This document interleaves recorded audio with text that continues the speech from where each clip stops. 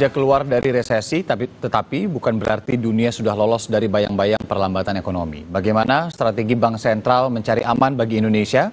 Jurnalis Kompas TV Diah Mega Anjaya dan Wandi Jansen mewawancarai Gubernur Bank Indonesia Peri Warjio di Washington, Amerika Serikat. IMF menurunkan proyeksi pertumbuhan ekonomi tahun 2023 dari 2,9% menjadi 2,7%. Tetapi di saat yang bersamaan, ekonomi Indonesia diproyeksi tumbuh 5%. Benarkah kondisi ekonomi Indonesia seindah data yang tadi? Mbak Mega, terima kasih. Ini pertanyaan yang memang didiskusikan. Saya baru saja dengan Ibu Menteri Keuangan co-chairing sesi pertama dan sesi kedua dari pertemuan ketiga Menteri Keuangan dan Gubernur Bank Sentral G20. Baru saja selesai. Sesi pertama mengenai global economy dan bagaimana koordinasi kebijakan internasional dilakukan untuk tentu saja menyelesaikan berbagai permasalahan ekonomi global. Sesi kedua berkaitan dengan arsitektur keuangan internasional, termasuk kebijakan-kebijakan yang perlu ditempuh dari makroekonomi, dari sektor keuangan, dan juga untuk penyelesaian utang-utang di negara-negara Afrika maupun least developed country.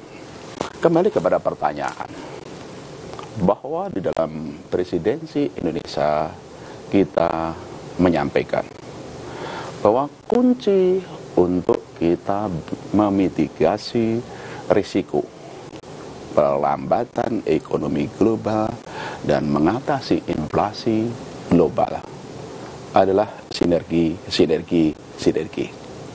Koordinasi itu menjadi sangat penting. Kenapa demikian? Masalahnya kan kompleks, Bapak Ibu. Masalah ekonomi global itu sangat kompleks. Pertumbuhan ekonomi, IMF sudah mengkomunikasikan pertumbuhan ekonomi dunia menurun 3,2 dan 2,7 tahun 2023.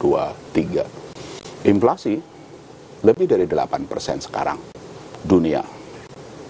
Pada saat yang sama, harga energi dan pangan global sangat tinggi. Fed dan negara maju menaikkan suku bunga yang sangat agresif untuk menurunkan inflasi.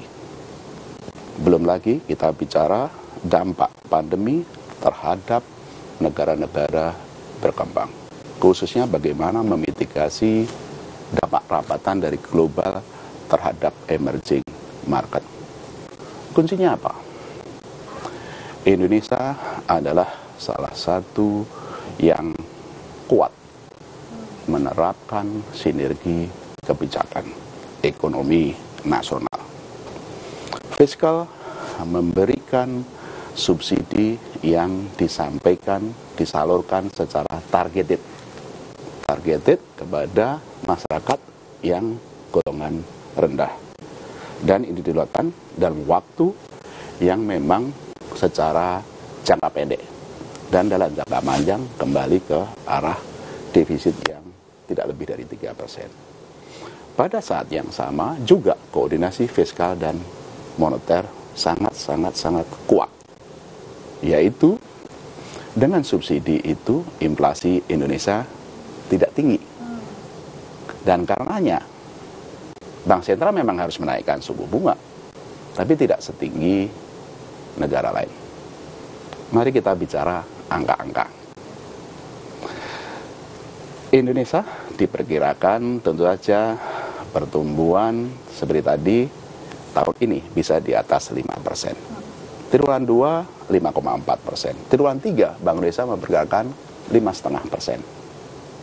Tahun depan perkiraan kami 4,6 sampai 5,3%. Sekitar 5%. Di tengah ekonomi global yang turun dari 3,2 ke 2,7. Dari sisi pertumbuhan ekonomi, Indonesia lebih tinggi dari global dan banyak negara lain.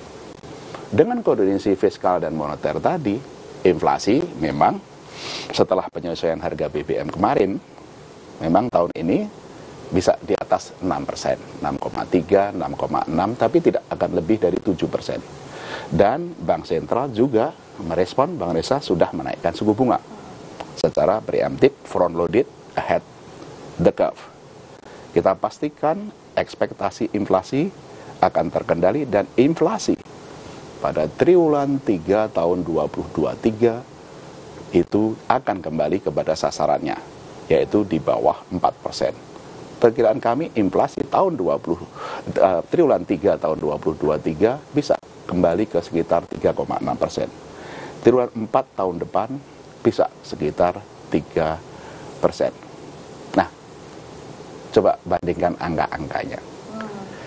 What lesson that we learn? Pelajaran apa? Satu, kuatnya koordinasi fiskal dan moneter. Fiskal memberikan subsidi secara targeted, dan karenanya dampak inflasinya tidak terlalu tinggi. Dan Bank Sentral juga menaikkan suku bunga, tapi dibandingkan dengan negara-negara lain, kenaikan suku bunga tidak seagresif. Dan karenanya dampak terhadap pertumbuhan ekonominya juga tidak seburuk dari negara lain. Nah, itulah bandingan-bandingannya dengan membandingkan hasilnya tadi. Pertumbuhan ekonomi Indonesia yang lebih tinggi dari dunia dan banyak dari negara-negara lain, inflasi Indonesia juga lebih rendah dari negara-negara lain. Dari angka-angka yang dipaparkan tadi, benarkah ini menjadi salah satu bukti bahwa ekonomi Indonesia memang benar-benar resilient, tangguh? Ataukah ada bukti-bukti lain, Pak? Karena di satu sisi paparan angka ekonomi Indonesia sangat baik, tetapi di sisi lain ada kekhawatiran terjadinya resesi, bahkan stagflasi. Itulah kunci fiskal dan moneter. Pada saat fiskal memerlukan dana sesuai Undang-Undang 220, memungkinkan Bank Indonesia untuk membeli secara langsung. Tahun ini, fiskal memerlukan subsidi. Bank Indonesia masih bisa membeli secara langsung 224 triliun. Sehingga dampak harga energi yang global yang sangat tinggi tidak menyebabkan harga-harga di dalam negeri inflasi meroket tinggi. Bandingkan seperti tadi, inflasi Indonesia tahun ini insya Allah ya memang di atas 6%, 6,3, 6,5, 6,6, tidak lebih dari 7%. Global lebih dari 8%, 9%. Dan seperti itu. Nah, tapi Undang-Undang 220 ini kan emergency, hanya tahun ini. Fiskal dan moneter pun juga sepakat, tahun depan normalisasi. Kembali ke normal.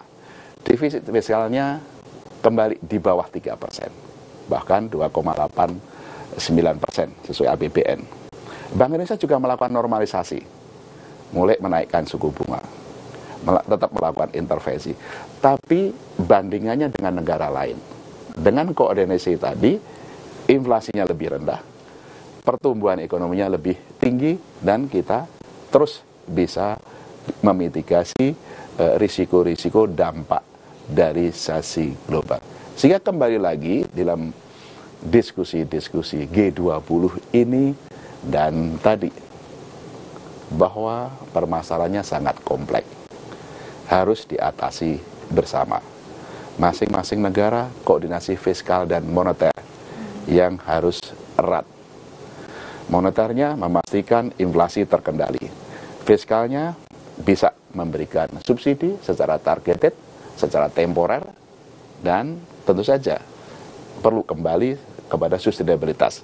Defisitnya lebih rendah. Dan secara global perlunya multilateralisme, pendekatan multilateralisme termasuk melalui G20. Pak, terakhir Pak, apakah yang artinya kebijakan-kebijakan tadi juga yang akan menjadi legacy bagi Indonesia di momentum FMCBG terakhir keempat ini dan momentum presidensi G20? Apakah itu legasinya? Ini adalah tentu saja menjadi legasi-legasi kita. Pertama, Bank Indonesia, Kementerian Keuangan, pemerintah, Bank Indonesia, kita di Indonesia sudah menerapkan bauran kebijakan ekonomi nasional. tadi fiskal moneter di Bank Sentral sendiri, juga di sektorial reformasi ini. Ini yang kemudian dalam inisiatif G20 IMF kita juga dorong, dan sekarang IMF sudah mengeluarkan yang disebut Integrated Policy Framework. Integrated Policy Framework itu sama dengan bauran kebijakan ekonomi nasional. Fiskal moneter, di moneternya juga ada suku bunga, capital flows management, itu ada. Kita juga mendorong Bank for International Settlement, mengembangkan kebijakan-kebijakan makro-prudensial untuk keterkaitan makro dan sektor keuangan. Kita legasinya adalah IMF mengembangkan Integrated Policy Framework, BIS mengembangkan Macro Financial Linkage Policy, dan ini disatukan. Nah, inilah bauran kebijakan ekonomi yang kita terapkan. Fiskal moneter, makro-prudensial, sektorial, inilah yang satu legasi. Legasi yang kedua adalah cross-border payment. Ada inisiatif global melalui Financial Supervisory Board untuk kerjasama sistem pembayaran antar dunia di G20. Dengan tentu saja menyambungkan dalam program-programnya sampai dengan 2027. Supaya sistem pembayaran global itu bisa lebih cepat, lebih murah, lebih efisien. Tapi targetnya adalah 2027. Indonesia dan ASEAN 5 sudah memulai kerjasama cross border, bahkan dengan local currency transaction. Nah, ini adalah legasi yang kedua. Tentu saja ada legasi yang lain, dan itu tentu saja kita menyampaikan.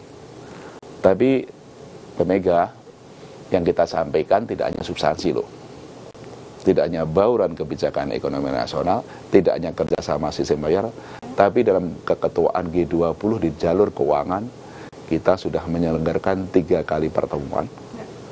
Tahun lalu di sini, kemudian Juli di Bali, dan sekarang yang ketiga di sini. Apa yang kita juga sampaikan? Keragaman budaya, wastra, UMKM, keindahan Indonesia, IKA-nya. Tentu saja di dalam setiap event, diplomasi kopi. Semua kopi yang paling enak di Indonesia kita suguhkan. Dan selalu ada antrian panjang untuk kopi. Baik, lengkap sekali. Baik, terima kasih Pak Peri Warjio. Jadi saudara, kesimpulannya adalah banyak kebijakan yang dilakukan oleh Bank Sentral, yaitu Bank Indonesia dan juga fiskal, yang curi start seperti itu ya Pak ya, yang kemudian menjadi legasi di G20. Tidak hanya itu, ternyata kearifan lokal, yaitu seperti UMKM, kesempatan kepada wanita, itu mendapatkan ruang yang spesial di presidensi G20 Indonesia. Dari Washington DC, Amerika Serikat, Diah Mega Anjaya, Wandi Jansen, Kompas TV. Selanjutnya kami kembali dengan informasi lain, saudara. Perayaan Halloween di Korea Selatan berubah menjadi tragedi yang mengakibatkan 153 orang tewas. KBRI Korea Selatan memastikan tidak ada WNI yang menjadi korban meninggal dunia. Selengkapnya usai jeda.